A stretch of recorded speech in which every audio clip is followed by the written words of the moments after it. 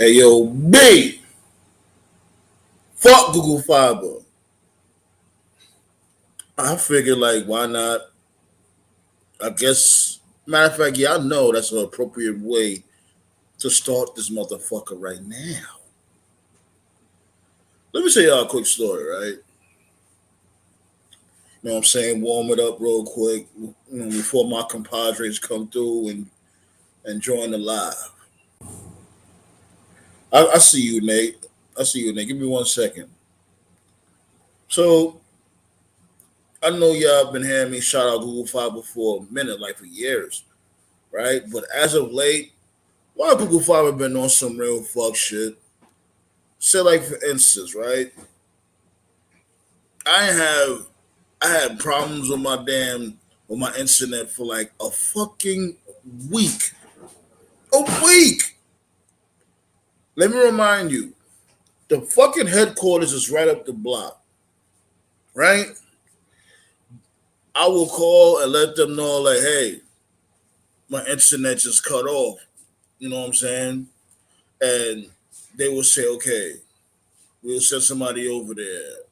First time they said they're gonna send somebody over there, send somebody over here to my house, like a day and a half later. And I'm like, why you can't send somebody over here right fucking now? Y'all motherfuckers just right up the fucking block, right? So whatever. The person came through. They said, hey, um, we don't know what to do. We don't know what's going on because they figured it was an in-house problem, right? They said it was an in-house problem. So when they figured it wasn't an in-house problem, there was nothing wrong with my fiber jack. That was like, we're gonna have to escalate it. You know what I mean? So when it comes, I guess some professionals would come and take care of the outside with the wiring. No, as a matter of fact, rewind real quick. The first time the motherfucker came through, I was at work, my lady was at work. This dude came through and said he came through knocking the door, nobody was there. He lied in the report and said he was here and he fixed the problem. Knowing damn well he didn't speak to one of us. He didn't even get in the motherfucking house. Nothing.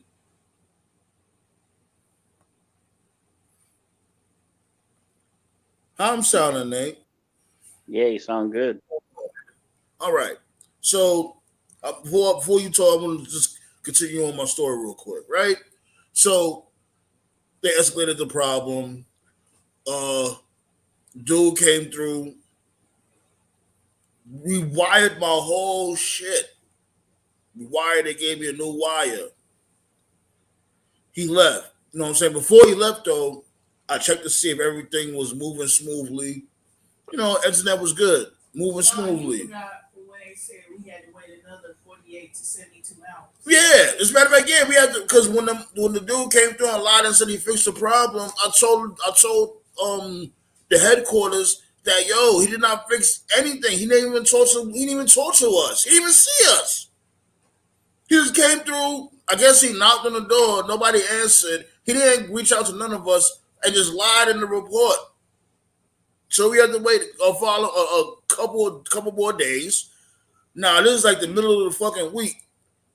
No cable, internet, no nothing, right? So the dude comes through, rewires everything. I made sure everything was copacetic, everything was good. I was like, yo, thanks a lot, my dude. Dude left. Well, an hour or two later, the shit went out again. Literally went like an hour or two later, went out again. So I'm like, yo, what the fuck? I never experienced no shit like this. I'm like, yo, I called him again, spoke to the supervisor. Even the supervisor don't know what the fuck is going on. He's like, all I could do is send people out there. You know what I mean? Like that's all I can. I can't really do nothing. Making the long story short, I'm like, man, this is some fucking retarded shit. So they sent some other people over here, right? the dude got he started rewiring shit. So I told him like, yo, the dude already spliced the wires. He already did all that already. So they went and did it again. The motherfucker, one of the workers, showed me a chewed up wire and was like, yeah, man, like it was a bug or something that was chewing up my wire. And I'm sitting there thinking, like, how the fuck is that even possible? Like, cause how the wires is, like in my house, well, outside my house, it's like in a case, so to speak. So I was like, what kind of bug is going in the, in that area and chewing up my shit? Like, yo, Nate, the shit was chewed the fuck up. Right? So I'm bugging. I'm like, what the fuck? So the dude said, yeah, he sprayed in there, yada yada yada. And everything went back to normal again. Yo, why this shit went out again, yo? I'm about to lose my fucking mind, right? I'm talking to one of the representatives now. I'm like, yo, like, I'm not spazzing or nothing. I'm telling them what's going on. And he was gonna say like, "Oh, I'm about to, send somebody." I'm like, "No, yo, can y'all please send somebody out here to know what the hell they're doing?" Y'all keep sending people out here that doesn't know what they're doing. And I know that's not your fault, but there's a situation that I'm going through. And even the dudes started bashing them. Yo, I'm about to block you, Tyler Rico and all that. We know you love vagina. Come on, B. Fuck out of here. Relax. Anyways, so you know what I'm saying? Long story short, I had to go and get a whole new, matter of fact, my lady, as a matter of fact, she went and got a whole new connection and shit. Now we fucking with Spectrum and fuck Google Fiber, man, because these dudes are so fucking retarded, man. Have you ever been through some shit like that? When you had, fucked up internet? Yeah, I'm just making the long story short. You know what I'm saying? Like, cause man, I could take up like a good 10 minutes when I went through the whole story. This shit is insane. You ever been through some shit like that, Nate? Not really. I mean, like the internet from the storm or something, it's out 2-3 days. That's about it, but nothing really bad. Of a storm. A whole week, Nate. Did Kevin Dunn move to Kansas City? Is he chewing on the wires? I mean, what is it? Jesus. Let me find out.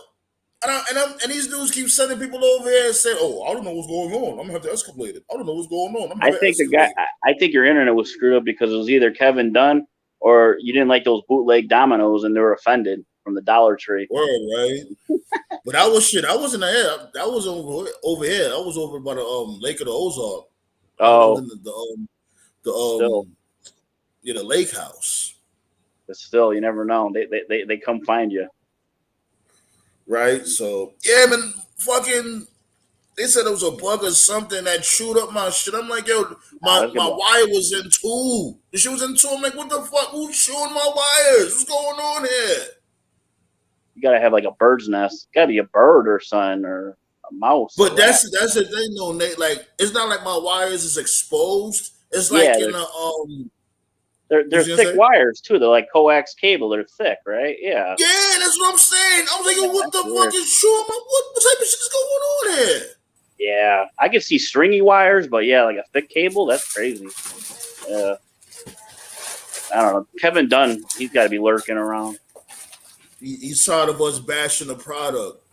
Get your pen game together. We won't bash it. You get a GI Bro picture. Yeah, Toby killing me with the thumb. On Tobe. Yeah, chilling. We're just cooking some spaghetti. Sounds good. I'm good. Yeah. Mm-hmm. Okay. Because my internet's actually acting up a little bit right now too. So just let me know if I'm cutting in and out. I'm gonna verge getting me upgrade as a matter of fact any fucking way. Like when it comes to my equipment. So be on the lookout for the upgrade. So I'm all excited. I got approval for my play school car for work. Yeah, I see, yo. Congrats. Did you see that picture? I had to post that thing. You got those some rims on there? Yeah, get some rims. Oh yeah, sunroof. Yeah. Sure, but Oh, speaking of Booker, we got Booker up on there. I seen that Booker showed up with he came back to reality of wrestling. Did he have a match or something? I heard he had a match. I haven't heard it yet, but yeah, Booker always keeps in shape. I mean, Definitely. his retire. He had one of those. I call it abstract retirements. Like he can still go. He just chose to basically just do other stuff. Really, what's that guy's name? The NBA dude. The one who's always talking shit about people, like on Sports Center. I don't follow basketball like that. Who, Smith? Yeah, Kevin Yeah, Smith. Stephen Stephen A. Smith. Smith. Yeah, that's basically what Booker's doing. Booker decided to transition and become like the Stephen A. Smith of pro wrestling because he figured out that by having a podcast and just having these hot takes, he can make more money, get more bookings than doing in-ring stuff. But in the meantime, keeps in shape and could come back anytime he wants. Because him and Stevie, they run that school together, and Stevie's got a great podcast too. So they could come back whenever they want. I'm surprised they never did like a Harlem Heat, like one night only in WWE or something like that. That'd be pretty cool. Harlem Heat versus the Usos, one night only. I watched that. But, Yeah, because they both are still in shape, Yep. They are both still in shape. They could do like a nice little, I guess, 7-minute match. I'm still freaked out that Stevie Ray wanted to bust a cap in Vader's ass. Still. Get out of here for what? I don't know. He was mad about a match ending or some shit, and he said, "I'm going to shoot him." Oh, you don't know the story? That's a funny story. It's funny, but not because he was gonna fucking whack him. What was that? Slamboree. It was a Slamboree show. It was that was the pay-per-view where they would like have the hip hoppity teams where the faces would team. Oh God! Right. It was Stevie Ray and it was damn. You talking about when Master P was there? No, that was later. This was like in the early days of this was like 92, 93. Okay. It was Stevie Ray, Mick Foley. I'm guessing he would have been Cactus Jack on one team, and then Vader and this other guy on the other team. And according to how the story goes, that was like, this was prime Vader now. This is like 92, 93 Vader. This is when he was just fucking everybody up. Vader would take liberties in the ring and he would just start shooting on people. So Vader was beating up whoever the other guy was, and Mick Foley made the tag, but Vader stayed in the ring. So Stevie was on the turnbuckle. You know how it is like in a tag match where like at the very end where everyone gets in the ring and they hit their move? Vader wouldn't leave the ring. So Stevie was waiting for Vader to leave, but Vader wouldn't leave because Vader was fucking up this jobber guy. So Vader looked at Steve and Steve looked at Vader and Steve was like, motherfucker, what are you going to do? Get the fuck out of the ring. So then Vader looked at him and he came and he tried to punch Stevie, and then Stevie punched him for real. And after he punched Vader for real, Vader got up and then he punched Stevie for real, and the referee broke them up. It was like 92, 93, something like that. Well, that happened during the match? Yeah. This actually happened. They was on the same team? No, they were on different teams. teams. Okay. So Mick Foley had already tagged in. So Stevie was waiting for Vader to leave. But Vader wouldn't leave because he was shooting on the guy. So they got like into a shoot, and then Mick, he saw what was happening, and so he threw Stevie out the ring and was like, just stay out here, and then match finished. So then Stevie went in the back. Now again, this is like when they first started, like so Stevie and Booker, they didn't know anybody, and they were like fresh out of the hood, whatever. So then Stevie went in the back, and he got a Glock out his bag, and he put it. What did he do? He had a Glock, and I think he put it like in a bag or something. And he was gonna fucking whack Vader when Vader walked to the locker room. Oh, what's up, JCD? He was gonna whack Vader. He was gonna whack him, and the only reason he didn't whack Vader was because Vader went to the locker room and he apologized. And according to Stevie, they were cool after that. But he was gonna whack him. He was gonna whack him Sopranos. It's crazy story. Yo, I'm glad you could join us, JCD. How you feeling, my guy? Good, man. You? I feel blessed, man. You know, I had to lay the smackdown on punk ass Google Fiber before you pulled up over there for fucking Google Fiber and a Family Dollar connection. Oh, since we got John here, I want to ask him. Hey, John, what are your thoughts about The Rock buying Nia Jax a house? First of all, it was Tamina. Here we go. Oh, Tamina. Sorry about that. Oh, Tamina. Whatever. You about to catch an aneurysm already. No, you're getting ahead of yourself. You're getting ahead of yourself. Wait, this is since JCD. You have to actually explain now your hatred for The Rock because you haven't done it on the Sandman. Man. Yes. Yeah, why you didn't like The Rock? I thought from before I didn't like The Rock like that. You got like he owe you money type hatred type shit. Bronx Tale, he owes him $20. He might. So, all right. So, oh man, I gotta go back to '96 now. Jesus Christ, I had a full. Take your time. I had a full head of hair. I was like 20 pounds lighter. It was. All right. Listen. Yeah, go to bed, guys. No, I'm good. Go to bed, guys. All right. So, listen. I was at Survivor Series '96 at the Garden. Okay, I was all in on their blue chipper right there. And I mean, I thought he was okay. This guy's cool. The haircut's a little funky, whatever, but whatever. Cool. 98 smell what The Rock is cooking. Absolutely. First tattoo, bam, right there. Boom, all in. Wow, get out of here. Was he even a Brahma Bull around that time? I don't think so. Yeah, because I got that in '98. Oh, okay. And then, when was it? But I was always an Austin guy. I was, but I kind of dug Rock. I thought it was cool that like him and DX Triple H were able to main event some Raws in like late '98, early '99, whatever. I thought that was so cool. You know, I was at SummerSlam '98. The ladder match was awesome. You know, the even the turn at the end of the tournament was really cool because it played on the history of, you know, when everyone in '97 hated him, die Rocky sucks, all that stuff. I you know, when he cut that promo the night after Survivor saying, you know, you think I forgot, you know, all that stuff, I was like, damn, this is good. This is good. This makes sense. But I was always an Austin guy. And I'm not going to lie, I sat at the Royal Rumble 2000 at MSG, and I actually said to my buddies, I'm like, Rock's feet touched first. Big Show won the Rumble. And that was kind of when it started a little. I'm like, this motherfucker lost the Rumble. What the fuck, man? And like, I was in on, but then I became like, I was always a cool Jericho guy. Here's a quick story on Jericho. I used to go to ECW shows at the Elks Lodge on Queens Boulevard and the Lost Battalion Hall. And those were some crazy spots in Queens to go to shows to. And I went to go buy a shirt. I forget whose shirt I bought, and Jericho was just sitting like on the windowsill, like just chilling out. You know, he wrestled.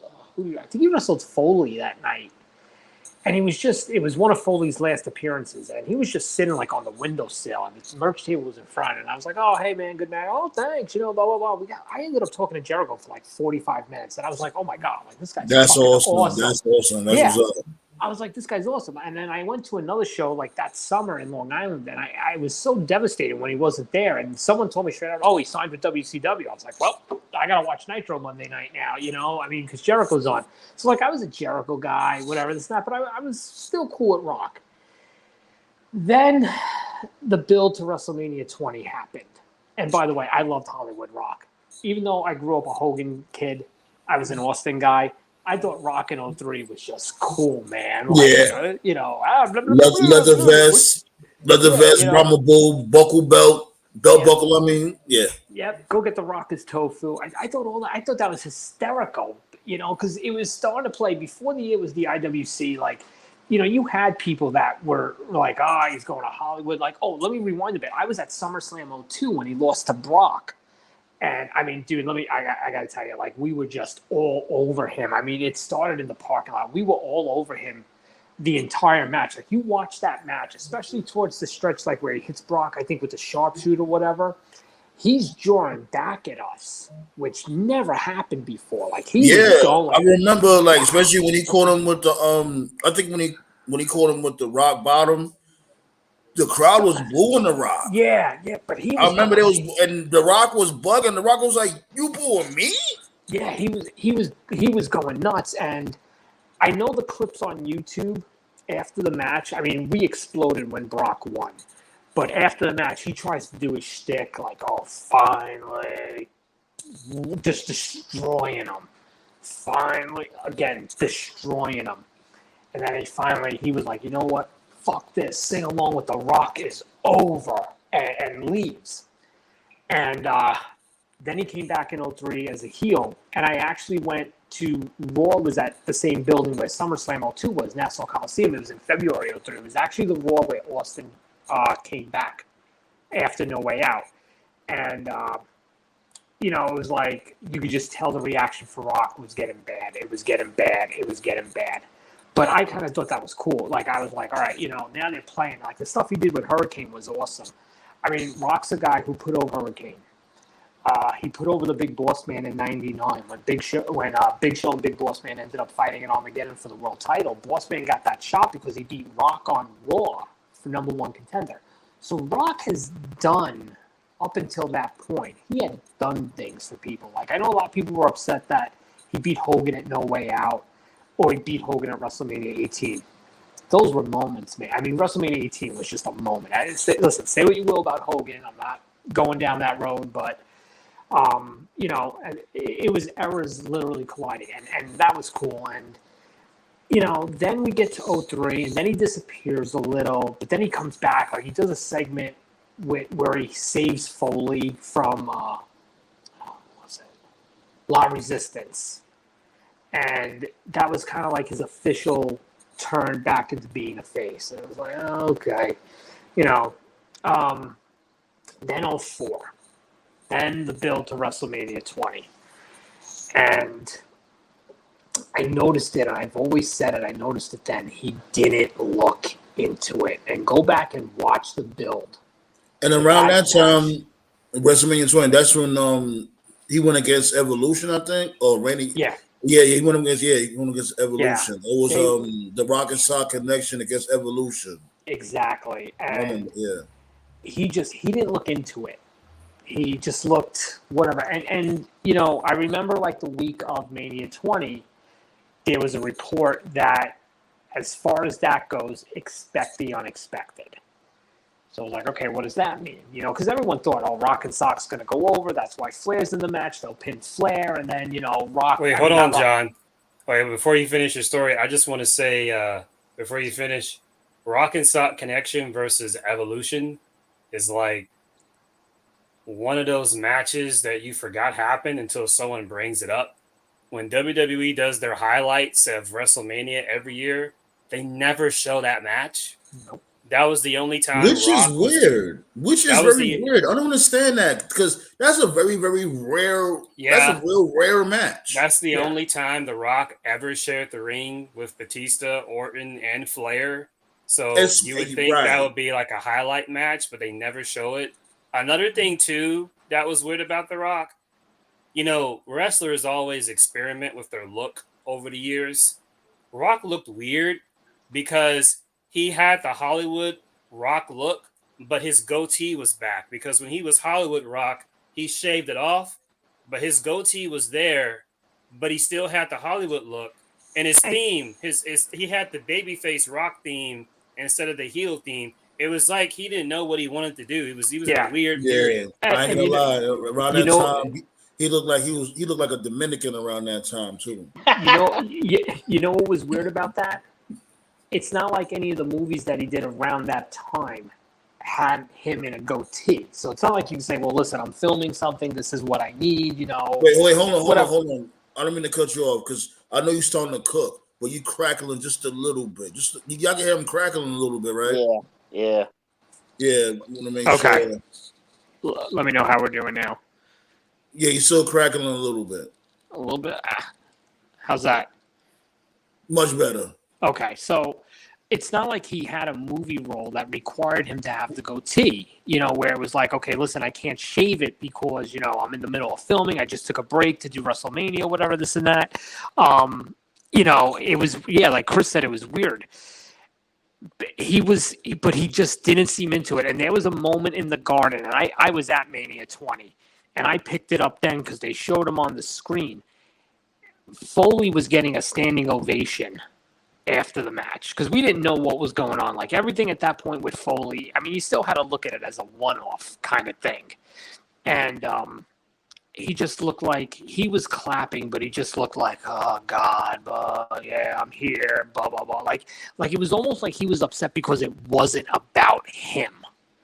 And that's when it was like, nah, fuck this shit. Then there was a segment on Raw. I want to say it was June of 2004. They were in Miami, and he comes out, and he cuts a promo with Orton, and it leads to Edge spearing Orton. But apparently, he was asked backstage, how do you feel about working a program with Orton? Because we want to put the belt on Orton. We really want to make Orton our next big star, and we would like it if you would come in and put him over. Because remember, Orton was, like waist deep in the Legend Killer gimmick. Yeah, Legend. Yeah. It would have been perfect for the Rock. Yeah, he told them, that's not my job to put him over. That's Mick's job to put him over. And that was it. When I heard that, that was fucking You serious? He really said that? Yeah. That's Mick's job to put him over. Meanwhile, this guy who had millions of guys put him over. Hold on. He may have a point, though, because he is wrong, but Mick is known for being that job guy. Yeah, but Mick already put him over. Because remember, everyone forgets. Yeah, with that Foley Orton. Match. They faced each other in April. So it wasn't like you. I could almost understand his point if you hadn't done the Foley Orton match at Backlash. Right. I could almost understand his point. Like, look, you've got the story going. He's got to go over Mick. I would understand that. The match with Foley was done. So now they're asking you separately. Like, listen, work a separate program with him. But at the end of the day, he's going to go over you. No, I'm not doing that. That's Mick. Like, come on, dude. And then it's just, look back at the other appearance. Oh, then there was the thing where his contract expired in 2005. And, I mean, it was clear he wasn't doing anything with wrestling in 2005. But, you got to re-sign him. Why? Why do I have to give what I'm assuming Rock was making top-level money. Why do I need to spend that money on a guy who's doing nothing? Okay, he's not going to be able to appear for us. He's filming, God knows how long was filming at the time. Why do we have to automatically renew him just because he was The Rock? Then there were the appearances. And listen, I thought he was the right guy to go over at 28. I think they would have burned Miami to the ground if he didn't go over Cena at 28. That was fine. I understand Punk, quote unquote, says the right things, that he gets why. I can't, knowing how Punk is, I can't see how Punk put all the work into that title reign and was 100% okay with dropping the belt to him at the Royal Rumble. If anything, drop it at No Way Out. Okay? Do the rematch at No Way Out and drop it to him then. And that's the thing too. The only reason why they did that is because G.I. Joe was about to come out. That's the only reason why they put the strap on the Rock. You gotta go over the Punk Rock hotel story. You know about that one, right, John? No. Okay, the Punk Rock hotel story. This is what Punk said. This was everybody remembers the podcast Punk did after he quit, where he went off. Okay? But everybody forgets that Punk made one more appearance after that. That was the episode after that. On the next episode, that's where Punk told the Rock story, which probably didn't make Rock look good. According to Punk, and there's no reason he would lie about this because it makes sense. When it was time to discuss matches with anybody, he would say most wrestlers would contact via phone or they would meet backstage and talk about whatever. According to Punk, they couldn't get in contact with Rock. He didn't have Rock's information. So he was asking Triple H, hey, do you have Rock's information? Triple H said, yeah, here you go. So he gave Punk Rock's info. So all Punk wanted, he was cool with just having text messages like, hey, do you want to do this at the match? Do you want to do that? Whatever. Rock didn't want to text on the phone or talk on the phone. So instead, Rock told Punk to meet him at some hotel somewhere. Punk was like, okay. So then Punk went to a hotel, and it was like one of those VIP lounges, sort of. And then he went to the VIP lounge, and according to Punk, it was like 3 crews of people. The movie crew, the wrestling crew, and his personal crew. And whenever Punk was trying to discuss ideas about what to do for the match, he couldn't talk to Rock directly, but it was like a correspondent would tell Punk what Rock wanted to do. Does that make sense? Like kind of a phone tag kind of thing. And Punk was like, dude, I just want to discuss like spots. That was it. So, yeah, that was what he said in the podcast. Yeah, I could totally believe that. So, whatever. Punk says the right things, that he gets it, whatever. I can't see how Punk was 100% happy with that. And that hotel story, yeah, that just adds to it. So there's that. And then there's the appearances. And then, what gets me too, so can someone 10 years later explain to me the purpose of the segment at Raw 1000 where he had to bury Punk and Bryan verbally? Can someone explain that to me? Well, say that one more time.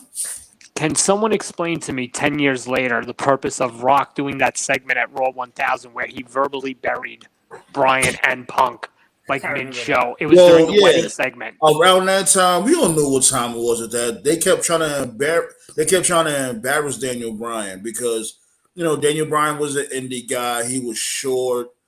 Like ever since Daniel Bryan came in WWE, they kept trying to embarrass him, kept trying to make him look like a bum, and it didn't work. I told the story to John. I was never like on the fuck Rock train like he was. The 2 times where I was kind of like, listen, I don't hate The Rock, but the 2 times where I was like, okay, if I don't ever see him in the ring again, I'm not gonna be mad. Number one, actually both were related to Mania 32. Actually 3. Really 4, but I'll be the shit at Mania 32. The body count keep getting higher and higher.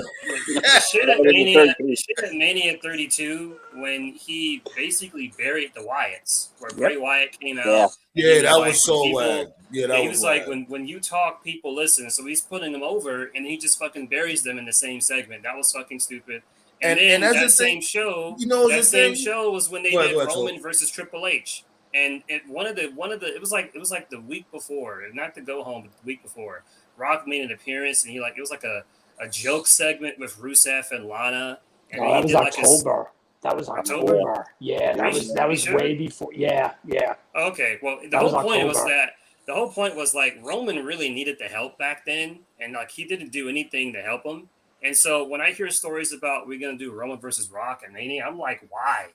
Roman doesn't need it anymore. He's fine now. So it's like, of course he would come back. And like if anything, if you wanted to do Roman versus Rock, you should have did it in 2015, 2016 when he actually needed it, when he was struggling as a face or something. So to me, doing Rock versus Roman now, whether it's next year, year after next, that just comes off to me like, okay, like when, say for instance, you're building a house, right? It's a lot of work to build a house. And there's that one guy who's only going to show up once everything else is done. It's like, so you're going to capitalize off the hard work of everything that Roman's done up to this point. Like, why? You don't even need to do the match anymore. Like, Roman's absolutely it fine. It should have happened this year, this past WrestleMania. That's when it should have happened. But I remember when you said that. How is he gonna go against Roman Reigns if he can't even handle the Usos? He can't even what if the Usos catch him with double chin music? The Rock he can't handle that because he's of age now. But hold on, I want to get to the part where JCD was like, you know what? I want The Rock to just leave the planet.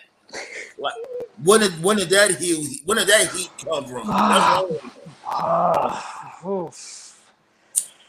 gotta be honest with you. It was probably that's Mick's job. That just always sat wrong with me because you know what? You had guys that went out of their way to put you over. And then on top of that, you put over guys in the past. You were that guy. And now all of a sudden, because, the Scorpion King and the Rundown and Walking Tall and all that, whatever fucking crap it is. I like Walking Tall. Walking Tall is my shit. Yeah, Walking Tall is actually really good. That's a real fun movie to watch. I like it. It is.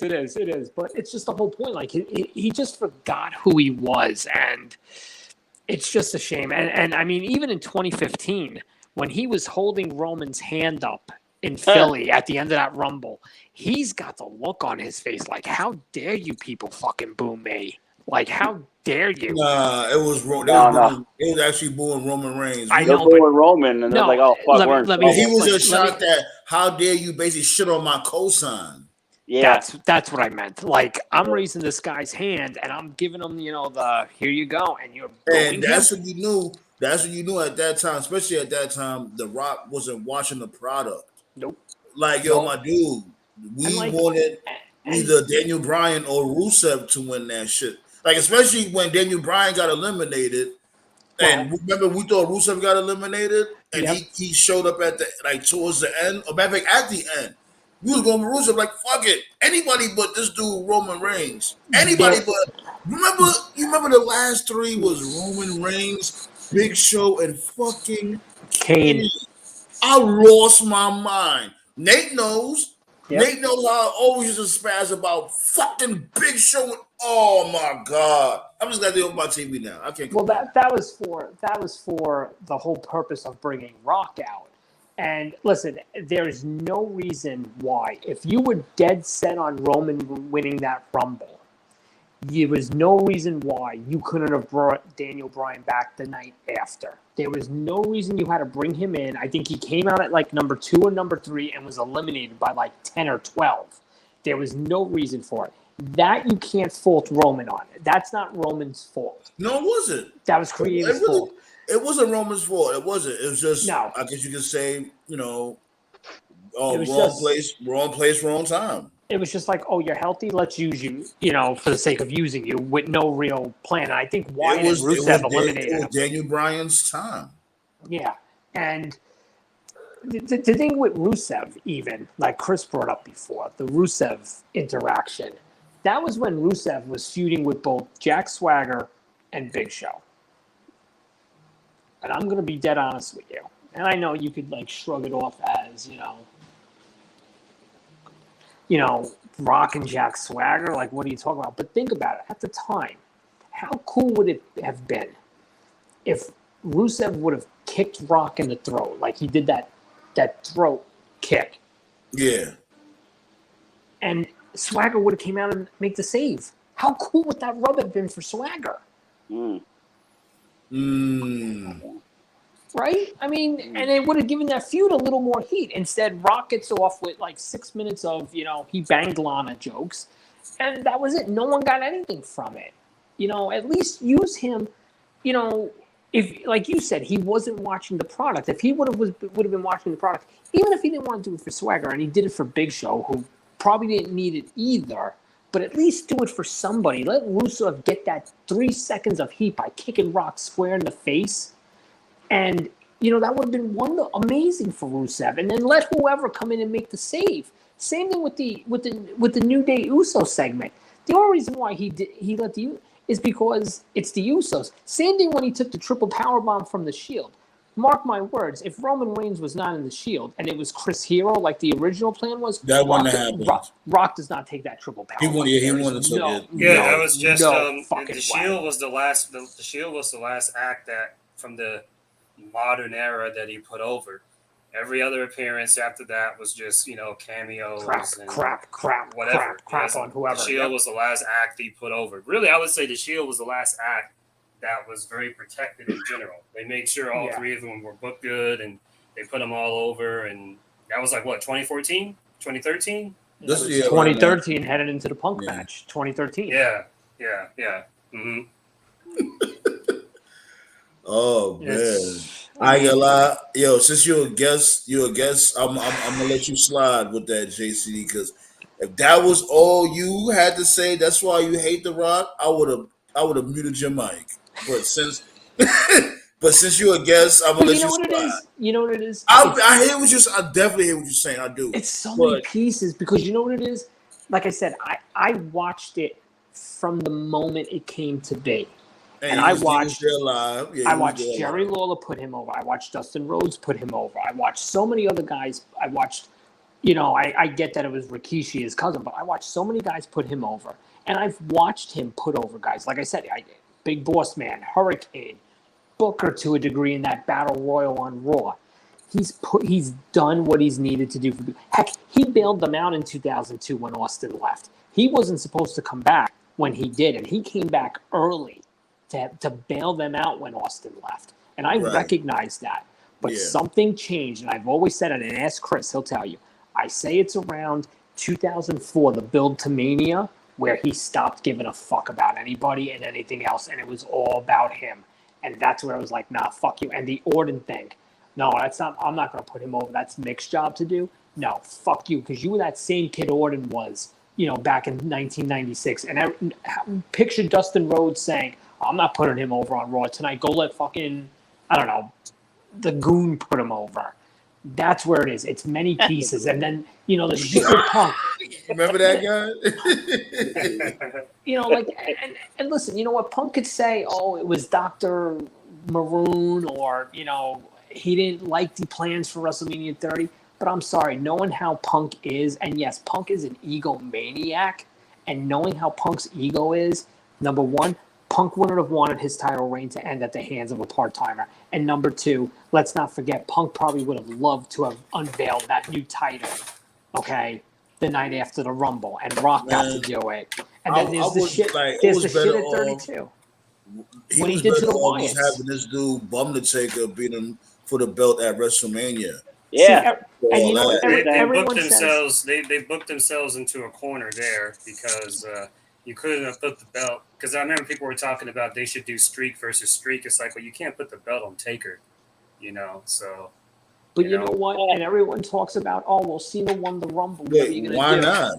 Why not? Like he could have had his last run. On the Taker, he could have had his last run with the belt around that time. He was still healthy. Taker would have dropped the belt to somebody. Just a year later, the Lesnar shit happened. He looked horrible that year. He was great in 2013. Let me rephrase that. But he was like 75%.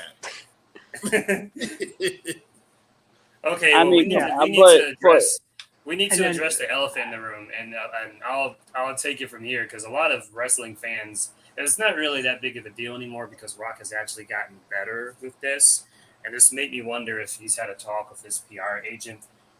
The other elephant in the room that a lot of non-African American fans always kind of dance around is the whole is he black, is he Samoan, and the thing that John forgot to mention was that when The Rock came back in 2011, if you go back, when he came back and when he was, first of all, Zack Ryder was the first WWE wrestler to get over 1 million followers and WWE during that period. They didn't want to acknowledge it. When The Rock, the main event of Survivor Series was Rock and Cena versus Miz and Truth. And that was Madison Square Garden. And Zack Ryder was so over that when the show was over, when The Rock was trying to cut a promo, the crowd was chanting, "We want Ryder, we want Ryder." Rock even had to stop this promo to acknowledge it. But if you go back, when The Rock first came out, so much emphasis was put on Samoan, like his new tattoos, his Samoan heritage. Never talked about his dad, not once. And then I remember they did this little documentary thing right before his match with Rock versus Cena. I don't know if it's on the network or Peacock. It probably isn't. It was like this hour special. It was like hour 30 minutes where it was like the first half was on Cena's life. The other half was on Rock's life, like their humble beginnings, how they came up in the business and stuff like that. And when they went over the Rock's life, they mentioned Rocky Johnson for like 2 minutes. And then the rest of it was just like Samoan. And then it's like every year in February when it's Black History Month, when they always do the Martin Luther King, I Have a Dream speech, whatever, they have like, commercials, right? Shit. Like during the commercials, they'll have like, Jacqueline, Mark Henry, Booker T, Farouk. They never, ever show Rock. They never showed him. You will not find a single segment in WWE's history of WWE television acknowledging The Rock. As The Rock he's not doing that job either. And so for that reason, that's why for so many years, many people didn't consider Rock the first black WWE champion. It's like the whole Tiger Woods thing, because Tiger Woods is black, but is he really? Kind of, sort of, not really. And then he did that show on HBO called Ballers, where he plays like this agent. And like near the very end of the show, there's like I know you guys know him. It's this white dude. He's bald. He's done like a lot of comedies. He's on The Hangover. Rob He makes Corddry. this right. He makes a joke at the very end where he was like, "Oh man, you're the best agent I've ever had. You're the best black Samoan, whatever the hell you are," kind of joke. And that was like the first time ever in my life where I heard someone mention the fact that he's got black in him, and I'm like, huh, okay. Then like one of the last storylines of the show, there was like this skateboarder kid that Rock was trying to get sponsored because in the show he's an agent, so it's his job to basically be like a publicist to increase the PR of people. And this skateboard kid is not getting the attention he needs because he's black. And then Rock's like, "Oh well, you shouldn't discriminate against him just because he's black." And it was like it came out of nowhere. It was like all of a sudden he's talking about the black in him or whatever. And then like it seems like it was forced. Right. And then The Rock is always very, like you said, Sandman, like sometimes The Rock doesn't pay attention to the product, and other times he does pay attention. And I remember when Samoa Joe made his debut, he took a picture with Joe, like I guess Rock was backstage at a show one day, and he took a picture with Joe, and he had a picture with him on Instagram where he was putting Joe over and how big of a star he was and stuff like that. And I remember like when Samoa Joe, when he won the NXT title, Rock was thanking Joe on Twitter. When the Usos won their first tag team titles, he put over the Usos on Twitter. You know who he didn't put over? When Kofi beat Daniel Bryan at WrestleMania, Rock never said anything. Not a single congratulatory tweet about Kofi. Not once. I checked. Well, here's the thing. Here's the thing. If you notice, other than WrestleMania 13, whichever one was in 97, you never saw Rocky Johnson in the crowd. It was always his mother. And even the Hall of Fame speech in 08, he did Rocky Johnson, but he also did the High Chief. I heard that was part of the agreement, that it had to be both. And I think it has to do with the fact that Rocky Johnson and the mother, I think, split, divorced, whatever, this and that. And that's what gets me, like, it was always the mother. Even when, you want to know when my fuck you moment with him was? I'll tell you. I forgot. This is the biggest fucking one of them all. The Raw after Mania 29. That motherfucker. Oh man, get him! I gotta fucking rename this shit. Like I didn't know this is turning out to be. Don't forget. We got a big Rock. We bringing Rock to the motherfucking Roundtable. If this was the Flash, Rock fucked up the timeline because Rock was supposed to start a program with Rock, but because hold on, so let him cook. Let JCD cook. Go ahead, cook. I lived in Brooklyn at the time, so all the advertising for Raw after Mania at the Barclays, Lesnar, Punk, Rocky, Cena, all gonna be there. All gonna be there. About, I remember this timeline perfectly in my head. Around 4:00 that afternoon, Rock's not in Brooklyn. No one knows where he is. He's not at Barclays. Motherfucker got on his fucking jet. And this is why maybe the Punk story makes sense with his people and left. Vince had to call him while he was on the jet. This is why I don't believe Rock's version that came out like that winter. Say what you will about Vince, okay? But one thing Vince tries to do, if Vince advertises A, B, C, and D, he's going to give you. The fuck? A, B, no, C. we're not. No, we're not. We're not going to do that. No, we are. You know how much times that dude Vince false advertises? And hard subject to change. What? We definitely not going to do that. Yes, hard subject to change. Hang on. But you know what? Hang on a second. Okay, even if he advertises A, he'll try to give you B. Okay, he will. Let's be fair. Let's be in the very last minute. Yeah, but you know what? Sometimes things change that quickly. Okay. Most of the time it doesn't. We're not going to do that. We're not. But hang on a second. But hang on a Go second. ahead, but we're not gonna do that. Hang on. So motherfucker was in midair. Finally talks to Vince. Oh yeah, Vince, I'm not gonna be at Raw tonight, but don't worry, my mom's gonna sit front row. You what? You tweet when you're fucking taking a shit. You know how many people, and I wasn't one of them, thank God. But you know how many people probably bought a ticket to that Raw because they couldn't get to Mania but wanted to fucking see him? And you fucking let WWE have to pick up the fucking shit of you fucking leaving when a few years earlier you crapped on Austin, okay, when he left unannounced.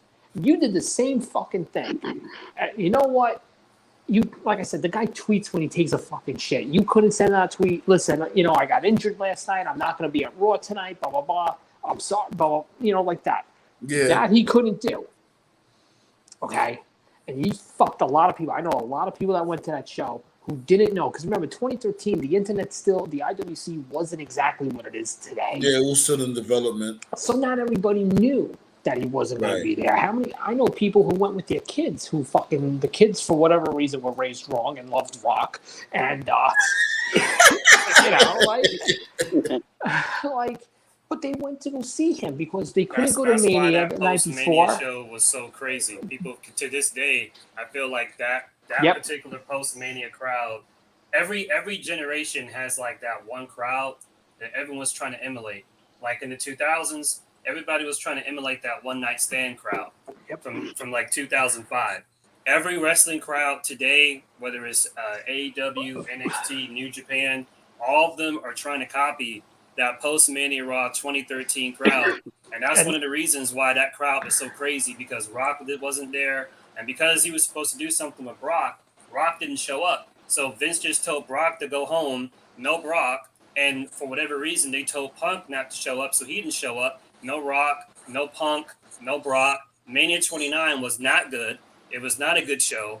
And then the very first segment, Booker T came out and he said, The Rock won't be here. The crowd started booing. And at that point, the crowd said, fuck this. And they legit took over the show. That crowd literally took over.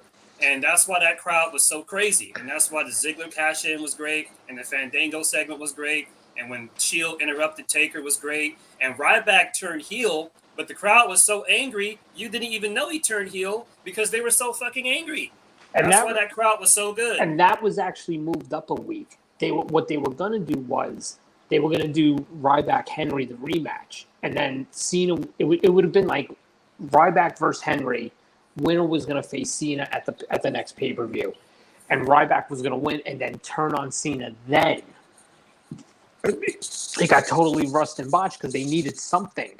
Chris is right. The Brock segment that was supposed to, that might have ended the show, was supposed to be the big angle coming out. Would have. Yeah, because go back to the Brock Triple H build for their match at Mania, when Brock is in the office and he's destroying Triple H's office, he walks past a picture of The Rock and he smirks at it.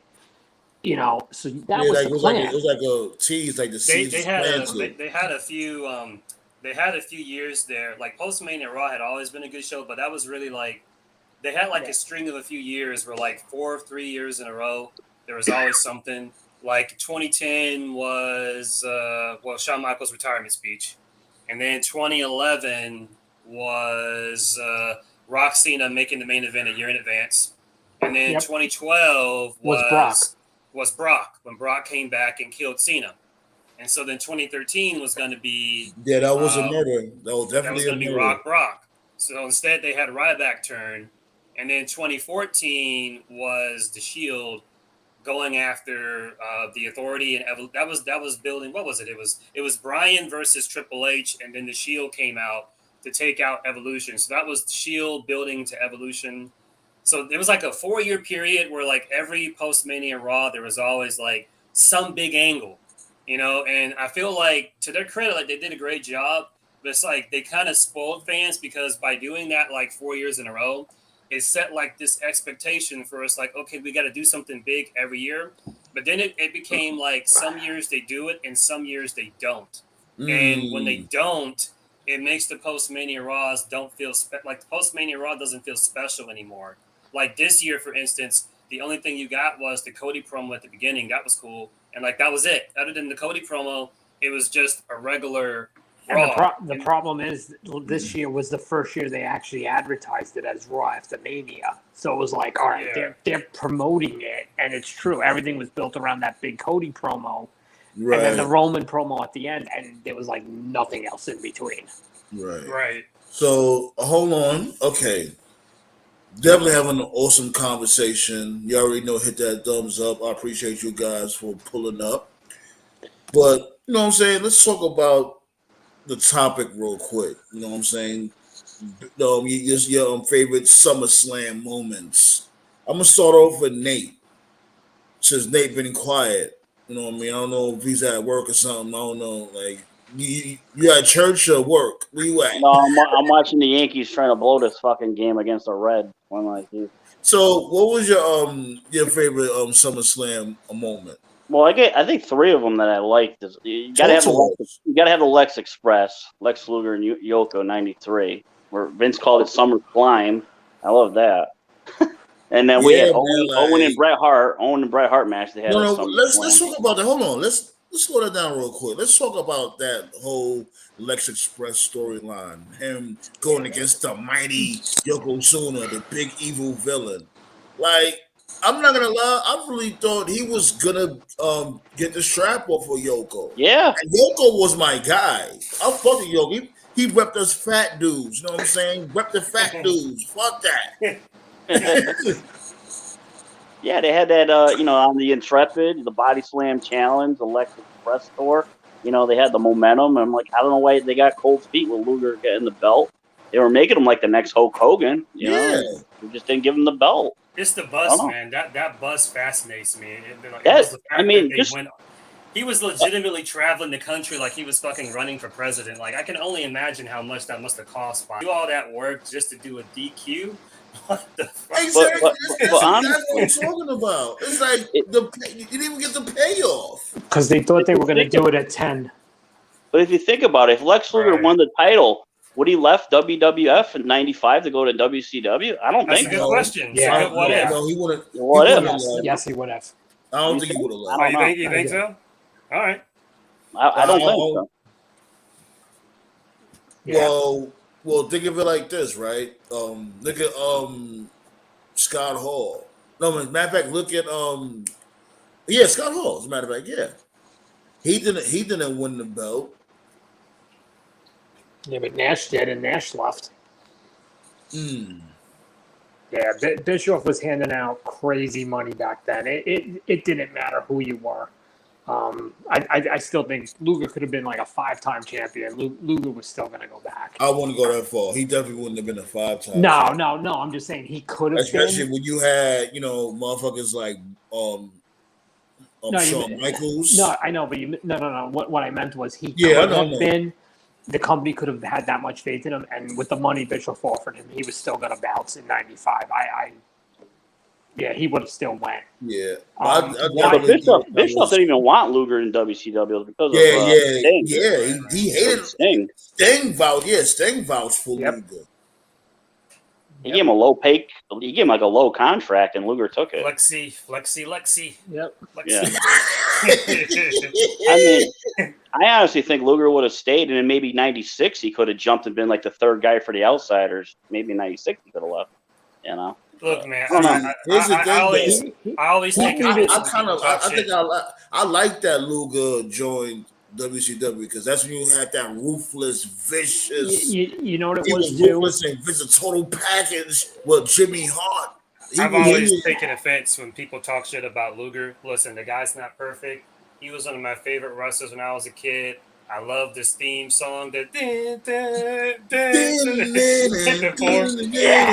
fucking torture rack. The torture rack. I'm telling you, when I was a kid, okay, for instance, right? Around that time, I didn't really watch WCW like that. Like when World War III came out, when Hogan and Savage had that beef. You know what I'm saying? Especially when Savage had won the World War III, but they didn't know that Hogan had got they know that Hogan didn't get eliminated. They thought Hogan did get eliminated. Yeah. Like when I first seen that World War III shit, I was like, "Oh shit, this dude with the WCW, that dude with the WCW," because I was only watching WWF at that time. I wasn't really watching. So when I see Lex Luger on this crazy maniac shit trying to break Marshall Man's arm, and I was like, "Yo," because I'm used to the whole made in the USA and all that other extra shit. But when I seen him on that shit with the black trunks and with Jimmy Hart. I'm like, yo, this dude, and I'm not mentioning Dungeon of Doom, Lex Luger. So I'm gonna go there.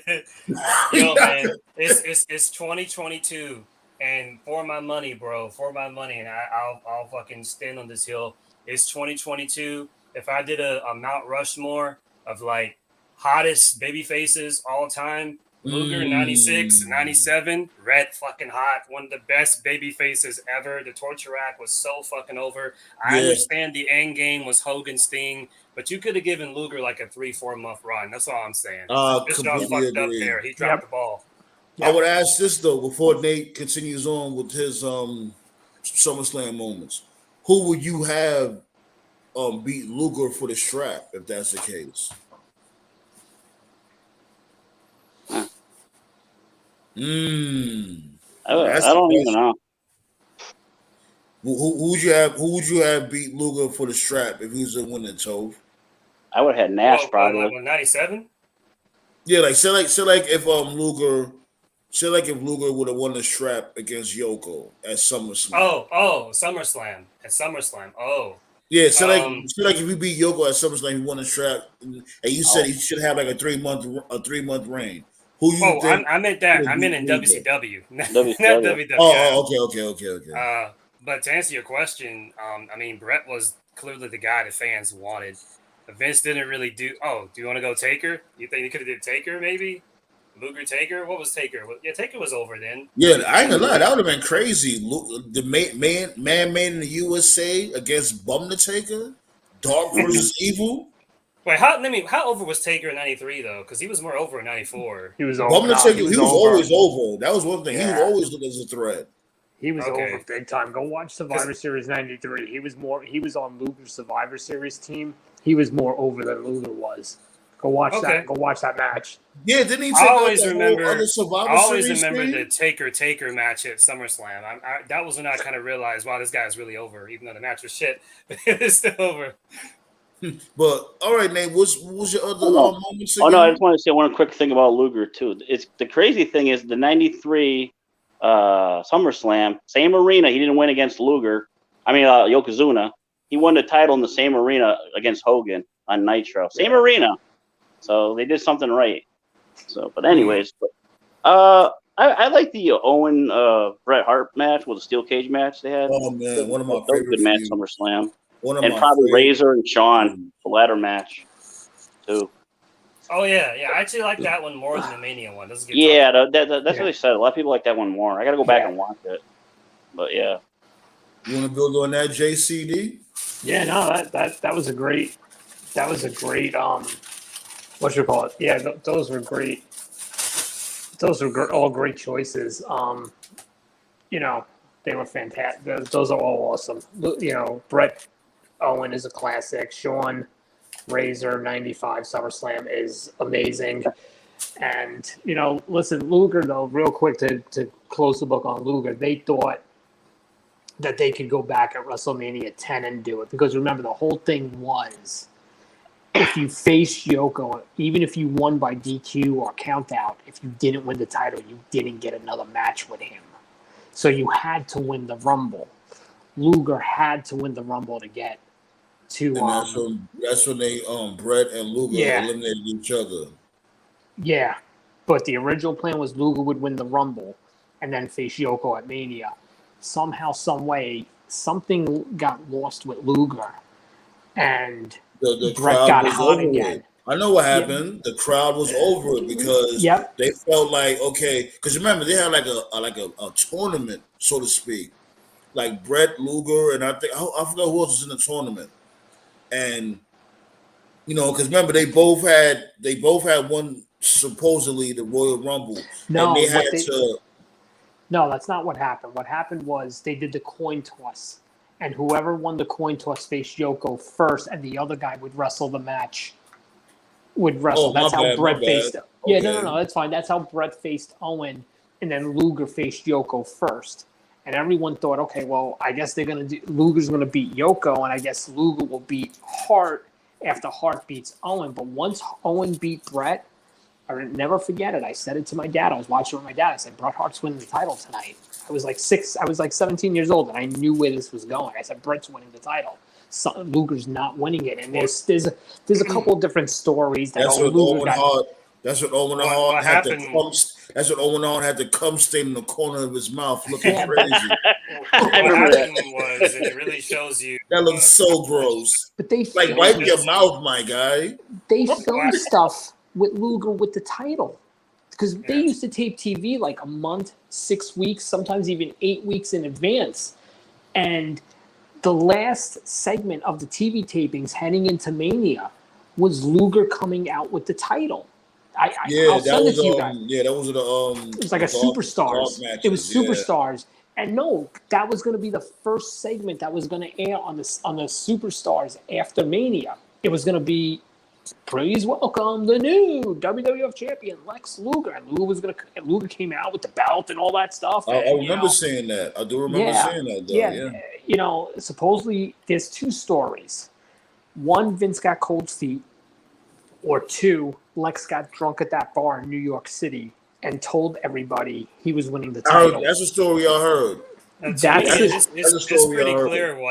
pretty clear what happened.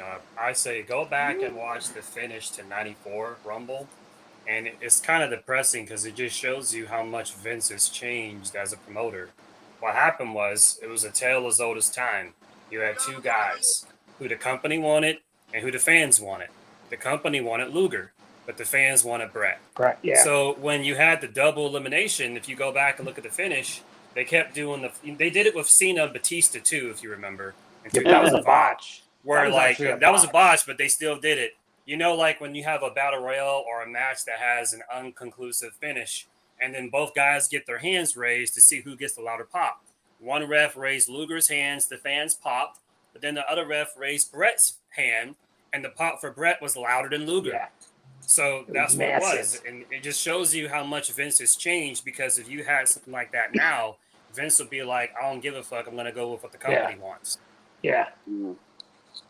Yep. I forgot to say, too, Brett versus the Bulldog, and Bulldog high off of heroin at SummerSlam was crazy. That's crazy. I'm fucked. I'm fucked. I didn't even know that. Did I see that? Yep. That's the Wing Eagle. That's a nice looking belt. Yeah. Yeah, that's my favorite belt. Mm-hmm. Well, I like the spinner belt too. Cena had. That was cool too. I like the spinny belt. I don't know. I just like it. I never hated the spinner belt. The problem was it was Cena's belt. It overstayed his welcome. That's the problem with it. Yeah. It only fit him. And that's crazy. You even see Vince putting the belt on Luger. Like, he really had. That's the thing. If you're going to put the belt on him yourself, that's just how dumb Vince McMahon is. Like, my dude, how did you lose faith in him, but you're going to put the belt on him yourself during a fucking house show, you fucking retard. That's why I've always believed the bar story. I know everyone's like, no, they changed their mind. You don't air. Let me rephrase that. You don't tape footage like that you're ready to roll with, and then say, nah, I'm good. Something happened. I believe the story. I've always heard that story. What happened? And then going back to what we were saying from before about the whole budget of the Lex Express, him going all over the country. You built this dude all the way up. If that was the case, you should have built him up like that after the Royal Rumble. What they should have done, if anything, you know what, he fucked up, he got drunk, he ran his mouth, whatever, that happens, fine. You wanted to go with Brett, that's fine. You should have turned him heel. Because a heel Lex going after Brett would have worked. Yes, it would have. I don't know. Yeah, because would he still be the man made in the USA? Nah, Or he'd be the he'd have been the package. narcissist? He'd be the He'd be just let him be the fucking total package, and be like I enough know with it's this that. shit. I always liked the total package Lex Luger. The Hell American yeah! hero. I never cared for the That's what I was American talking hero. about when he went to They WCW and he he was was with trying to Jimmy make. Hart. Yeah, It's a problem Vince has had, and he still has it today. Instead of letting a star be a star, he's always trying to find the next person. He was trying to find the next Hogan, and then after Hogan, it's like, okay, now we got to find the next Michaels, and after Michaels, it's like, okay, now we got to find the next Cena. Now we got to find the next. Like, stop doing that. Yeah. You're never gonna find another next, but you will have a first something. That's how I look at it. because it was a first Shawn Michaels, it was the first Rock, it was the first whatever. Like, keep that same mentality. That's what you call building new stars. But that's the thing, you catch right? lightning in a bottle. You catch lightning in a bottle. So, Tove, what's your favorite SummerSlam moments? My favorite one is definitely Brett spinning in Sean's face, and then Sean whacking Taker with the chair. I mean, that's my favorite. That's my favorite one. And then the way that I always love the hesitation where he did the 1, 2, hesitated, and then counted 3 anyway and left. That's one of my favorite SummerSlam finishes. Let me tell you something. As somebody who was there, that was never perceived that Michaels turned heel. Because remember, the stipulation was if Shawn didn't count 3, he would have been fired. So, you know, he knew he fucked up when he hit Taker and Brett was on top of him, and he knew he was going to get fired. The way they twisted that the night after, I can tell you there, as someone who was there live, it was never presented like Michaels turned heel. It was like, fuck. Brett put Shawn in this spot. That was a no-win situation for Shawn. Okay, now Shawn's going to go after Brett. But then they twisted it, and Michaels had to be turned, and Taker was trying to avoid the whole Montreal school. I was really trying to avoid that. Oh, no, I'm not going that far. I'm just saying, as somebody who was there, it never came off like Michaels turned heel. Like the way they tried to, the way they spun it on Raw the next night, it was never presented that way. So yeah, that's my favorite moment. As far as my other two, it was on my head, but I forgot it as I was talking. Oh, I remember now. This was when I was kind of out of wrestling. I wasn't really watching much during the mid-2000s. I would catch it every now and then. I saw Hogan Michaels with some friends. I don't know what year that was, 05, 06, whatever year that was. I didn't know what the story was going into it, and I remember watching the match, and I must have been like 17, 18. And teenage me.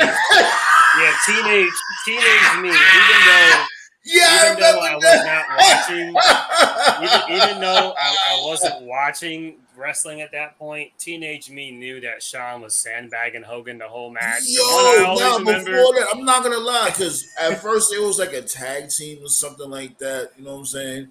And then Shawn Michaels came out of nowhere. You know, when it was let me slow it down.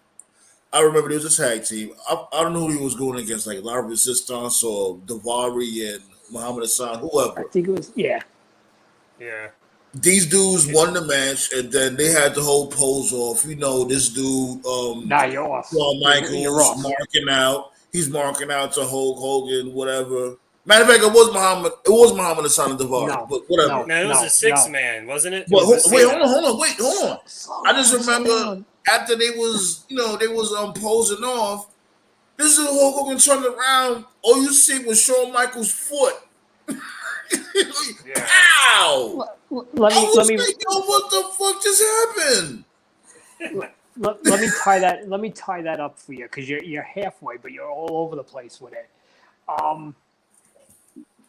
Hogan and Michaels faced Daivari and Hassan at Backlash. I was actually at MSG when Hogan came back. No, it's fine. But there's the history. That's why we here. We gonna build. It's the history for it. And they were waiting. We all knew Hogan was coming back. It was the worst kept secret ever. And they hung Shawn Michaels off the top rope, and Hogan's music hits, and the Garden goes nuts. They did the tag match at Backlash, and then every now and then on Raw, they would do like Cena and Michaels and a mystery partner against like Christian, Tomko, and Angle, or JBL, Carlito, and Massive, and it would always be Hogan. And then, like you said, they did a 6-man. I think Cena left the ring, and Shawn and Hulk were posing, and then you're right. Hogan turns around, and all you see is Michael's foot hit him in the That's all you really see. That's all you see. It's go pow. like, And he just stood. I ain't gonna lie. When he just stood there and looked over him, when Shawn Michaels just stood there and looked over Hogan, that was a nice. I like how he had that shot. That was a nice closing shot. Nobody didn't expect this dude Michaels to turn heel on Hogan like that. Nope. And here's the story, supposedly. Supposedly, they agreed to do 3 matches.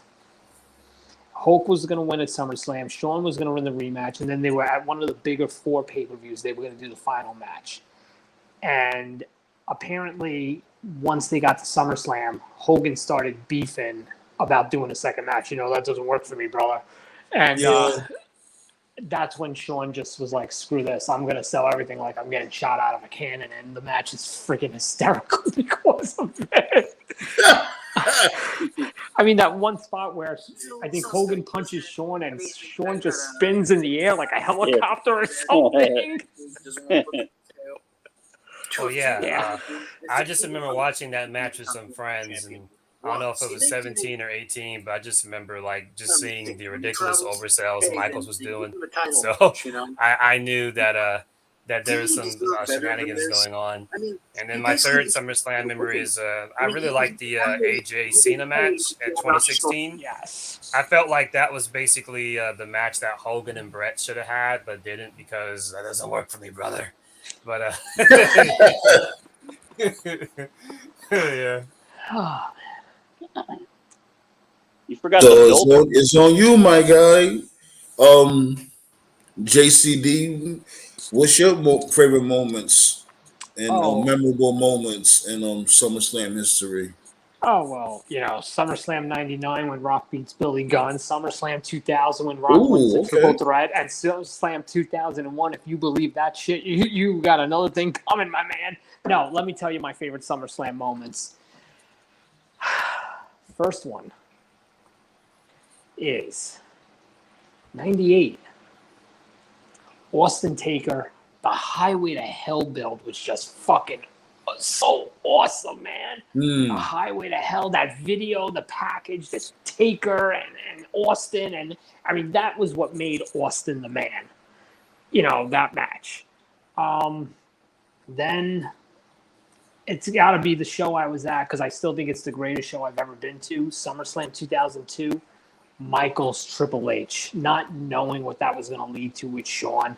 Just one, at the time, it being one last match with Shawn, unsanctioned, and all the craziness Shawn was doing. That was just awesome. And then number 3, I'm gonna go with Toph. Cena AJ. I mean, that was awesome. Cena leaving the wristbands in the ring. Not knowing wait, what's going on with Cena here. Those would probably be right off the top of my head. Those would probably be my top 3. You see it, right? You see it. Yeah. Funny shit. The Shawn Michaels Larry King segment is awesome. Called him lovely. My goodness. Yep. Josh going to Hogan for taking that spot. Hogan's the ultimate lost a tooth. Hogan is the ultimate politician. When he came back to WWE, he played ball because he knew he had to. So he put over Brock, he put over Kurt, he put over Rock, and he knew that if he played ball down the road, he would get favors. And so when it was time for him to do business with Michaels and Orton, nope. Yep. And I know to this day, some people still resent Hogan for that. And I was never really that big of an Orton guy. He was going to pull out of the Orton match because I think Orton was supposed to go over. He was going to pull out. That's when he developed that minor knee surgery stuff. Yeah. And it was up in the air, and I think Orton finally turned around and said, "Fuck it, I'll lay down for him." You know what's a crazy thing? Like, especially around like when it comes to the come up, I was more of an Orton guy than The Rock. You know, because they had similar upbringings. Like, you had Orton joining Evolution, you had The Rock taking over the Nation.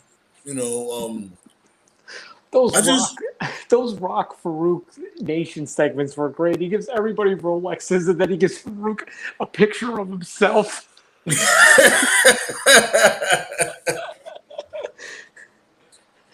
It's just sad with this dude, like, you know, especially all right. Like, for instance, like when it comes to The Rock, I couldn't stand when he's talking about, oh, why don't you go lick a monkey's nipple and all types of gay stuff. I'm like, yo, my dude, you can't stop saying you're gonna shove something up somebody's ass. Like, you're gonna stick something sideways and shove them up the ass. You don't have to say that to be funny. Like, that's, yo, I used to be like, yo, my dude, are you gay or something? Why you always want to shove something up somebody's butt? Supposedly Simone cut a great promo at the NXT house shows this weekend. She's got a new character. It's called like Ava Rain or something. Supposedly she cut some amazing promos this weekend. Yeah, she was really good. She looked like her father with a wig. That's why Young Rock is so full of shit. Yo. All right, so I gotta take a. We've been talking about the past this whole show because the fucking present's so fucking depressing. But every now and then, when I see a cool story from the present, I want to share it right here. So this is a statement from Angelo Dawkins, and I'm gonna pull a Bobby Heenan. I'm gonna pull a Bobby Heenan here. This is a quote Angelo Dawkins said. Quote: Angelo Dawkins says he's pissed off other people calling him second fiddle and just the other guy. I saw people talking about me like I'm some scrub or whatever. I remember after SmackDown, we landed from Phoenix, landed in Vegas. I got to the hotel, and it was just in my head, and it was passing me off to a degree. I'll play my role. I'm a role player in a way. But then I had to remind everybody, like, hey, dog, you're going to have to put some respect on my name. The talk is starting to piss me off. Now you're about to see a different me. Bro, if that doesn't sound like a heel turn, I don't know. That's what I'm saying. Like, don't do that. Yeah, supposedly I want Montez Ford to go here. I want Montez Ford to go here. I don't want Angelo to go here. He won't. There's too much marketing with him and Bianca. They won't turn him. They won't. I get it though, man. I get it. That's Vince. You know, Vince is always the tag team curse. He's always looking for that next single star, which to me is the main reason why tag team wrestling has just always been bleh. You see, I think they're winning at SummerSlam. I think there's going to be supposedly there's going to be a special guest referee. They haven't said who yet. Nothing's really leaked out as far as who it's going to be. I think they're winning at SummerSlam. I can't see them losing to the Usos again. Just can't. So wait, this even have again? Do they have a card? Do they even have a card set up yet? I didn't even know they even started making the card. Yeah, it's in July this next year. Week? It's in July this year because It's that last Sunday. yeah, this is the first SummerSlam in July. It's going to be at the end of the month. Yeah. It's like the 30th. Yeah, end of the month. Yeah, it'll be Summer Sleep. The Sleep Slam. Let me see what the he's cashing in. Card is. He's cashing in, right? He's gonna. The match they got so far be is prepared. McAfee, Corbin, Lashley, Theory, Usos, Profits, Morgan, Rousey, Roman, Brock. I'm sure they'll have more. You even saying this shit like you're not enthused. That's What's like to be enthused about, bro? Right, I mean, I know. I feel you. I feel you. Like, it's like, yo, come on. And nobody don't want to get this old Cena motherfucker up out of there. Y'all really like, okay, boss, I'll rub your balls, boss. Isn't this dude supposed to be just in charge of creative? Who? Vince. Yeah, this is Vince's creative. That's why it's You know like. what I'm saying? Because he's only supposed to only be in charge of that. You would think that, because before he was in charge of like everything supposedly. He still is. Yeah, unfortunately. Because let's you be hear about honest. that? You hear about that controversy with that female referee? She can sue Vince coming November of this year. I guess some law in New Jersey was passed or some crap in New York. Here's the thing. If you really wanted to get rid of Vince, the last thing you would do is give power, even quote unquote temporarily, to anybody in his family. That's just common sense. If I don't want you to have any say in what's going on, I'm not going to give responsibility to people that you have close direct ties with. You're right. And the fact that they did that with Stephanie and not, let's say, Nick Khan, and that's that tells me. Girl. But I'm just saying, though, like, it's just, there's nothing's going to come of it. At the end of the day, really Nick Khan don't know a goddamn thing about the industry either. It's not even that. At the end of the day, he cheated on his wife, and he gave people money to not talk about it. That's the end of the day. He changed bitches' lives. He more than gave them money. He changed, like, yo, my dude. Chrissy Hemme is no victim. Millions of dollars. So, yo, really? Chrissy Hemme is no victim. You might as well have hollered at Beyonce for that much money. Might as well get well. Yeah, to me, what it comes down to, it comes down to power, because clearly he could have just got an escort or gone to a brothel. Exactly.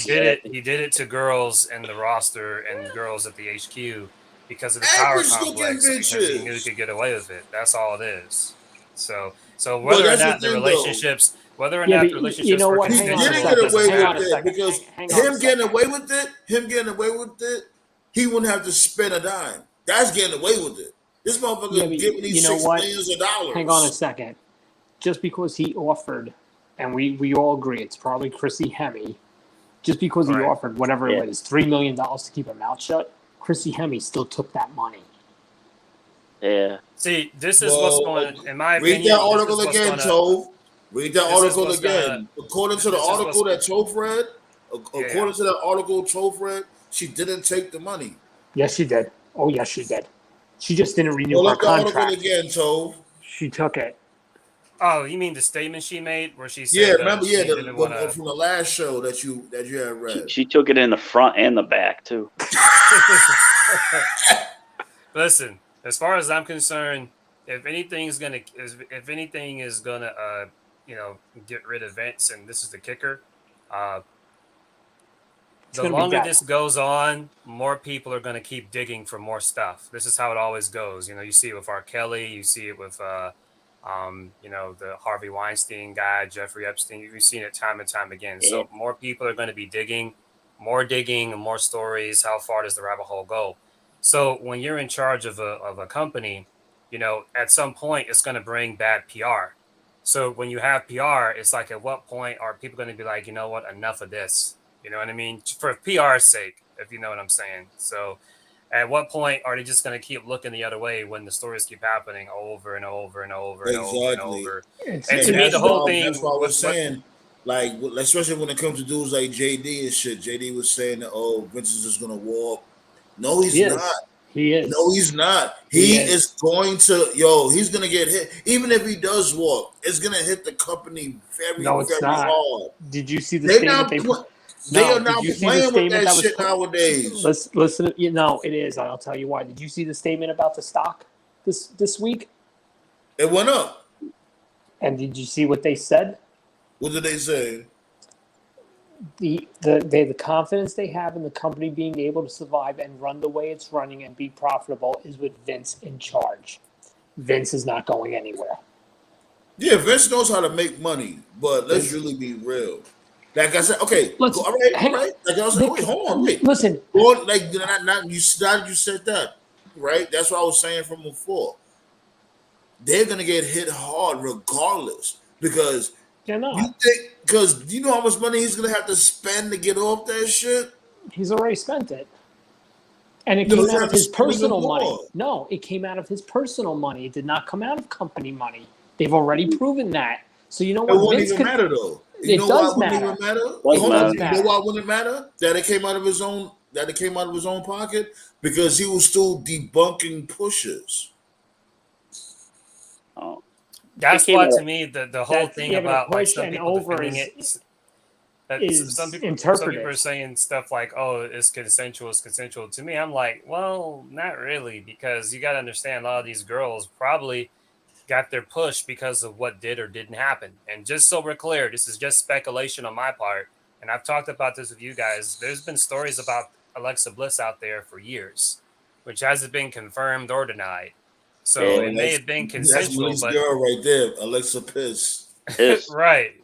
So some of these girls, like, they had to, if they didn't do it, then they knew that they may never have gotten a push. Not necessarily like in the modern era, but like I'm talking like, back in the 05, 06, 07. So, Yeah. If that hush money came out of corporate money, the fucking shareholders would sell their stock. That's the difference. That's the difference. But they came out from day one and said it was all out of his personal. Yeah, if it's out of his pocket. So you know what? I mean, listen, I can own a company. I don't believe that. But even if that's the case, it don't matter. I'm telling you. That would have he'd be out already if they knew he wouldn't risk the corp company on that. Yeah. If they were able to say company money on his wife's campaign trail. No, that was personal money. You think he's not gonna waste on some pussy? Nah. I don't know. I still like seeing Vince at that press conference. Y'all giving this dude too much benefit of the doubt. Come on now. I like seeing Linda at that press conference. Vince would look like he was crying. He's like, "I just lost $40 million."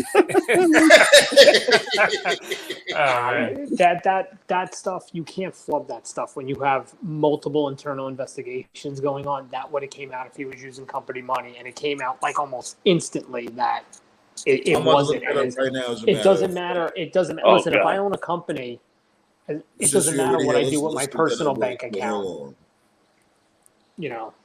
Yeah, once you dig into corporate money, it should end up being. Yeah, but it doesn't matter what I do. If I leave my job at 5 o'clock, what I do with my personal money at 5:03 in the afternoon doesn't mean shit. But still looks like a black eye for the company having him still there. It really, it's like a dark cloud, a little bit, but still. I don't know. Well, that's the problem, really, in a nutshell. Like, if I could just say WWE's problem in a nutshell. Because then how do you explain Christy Hemme being one of the top, 4 or 5 performers paid at Impact? She ain't no angel. She ain't no angel. He was literally just talking about that the last show. Literally. The last show. Yeah, she was like a top 4 paid person at Impact. She was good on the mic in Impact, and I'm not talking about a microphone. I'm not talking about a microphone. Yeah, that's she. And I mean, come on, the dude used to pretty much just dry hump Candice Michelle every week on Raw. Austin Aries putting his dick in her face in the corner. I remember that too. Yep. Yo, you remember that shit, right? Like, these motherfuckers is crazy. The one I'm surprised that never hit the fan, Lillian Garcia ever accusing Triple H of assault, because Triple H, pretty much the only thing he didn't do to her was pedigree her. Yeah, chasing her around the ring. They were a dick to her for some reason. They never really got that. Supposedly that was her thing with Hunter. Supposedly, they had that. That was their shtick. The former WWE champion. What? Yeah. Oh, there we go. Yeah, supposedly that was their shtick. That was funny. Oh, okay. That makes more sense then, I guess. Yeah, I'm looking for. I'm gonna have to really do more homework. I'm gonna bounce, guys. Thanks for having me on. Yeah, but I'm gonna shut down the show. Yo, my dude, you already know JCD. You welcome every Tuesday and Friday when I go live. Thank you. You know what I'm saying? Thanks for joining us. No problem. I've been telling you for a while. Are you doing What If Wednesday tomorrow? I might try to do one. I'm trying to think of something. I can't get over the fact the Yankees just lost to the fucking Cincinnati Reds. I'm gonna fucking kill them. Wasn't they on the winning streak? I don't know. They're the best team. Losing to one of the worst teams in the league is embarrassing at home. That shit happens. Baseball, basketball, it happens. Oh. They lax. I gotta find a paper bag to put on my head. Tove, man, when you gonna start coming out with some content? One day, maybe if I feel like it, we'll have to see. We should do a Sopranos series, but WWE style, like somebody gets whacked every episode. Yeah, be So if I'm going to ask, are you into music? Anything? What kind of music? What do you mean? Any music? I mean, yeah, I'm into music. I mean, who isn't into music? No, there's people that's not into music at all. But I mean, like, what kind of music are you into? Just want to know. Oh, I like jazz, R&B, hip hop, certain flavors of rock. Um, I mostly like to listen to 80s, 90s, 2000s. I'm kind of struggling getting into stuff today. I've Right. made a New Year's. stuff I made sucks. a New Year's. I made a New Year's resolution at the beginning of the year to go on Spotify. They have like random playlists where I try to listen to like one new artist per day, and it's hard, man, because some of this newer music is just It's like back in the day, like in the 80s and the 90s, 95% of the music was awesome. Now it's the opposite. It's 5% of the music is good. It's ridiculous. pretty much. Well, It's yeah. The ridiculous. reason why I asked that is because you already know my video was out right now. The human hand grenade. Yeah, I saw it. It was good. I liked it. Yeah. Yeah, it was good. Thank That you. was good. Thank you. Appreciate Keep it you up. guys. Keep it up. You already know, man. The mixtape was about to come out, the Silverback and Rap Part 3. So, for you guys, I love that hip hop, and you females too that love good hip hop, good music too. I'm not killing everybody every single track. There's storytelling here and there, and there's a good experience that you want to witness. Hey, Right? JCD said he was at WrestleMania 20. I forgot. How did that end? Guerrero was hugging some guy at the Yeah. end. It was this dude. Some I think guy. his name was Benoit Christopher. But no, Christopher.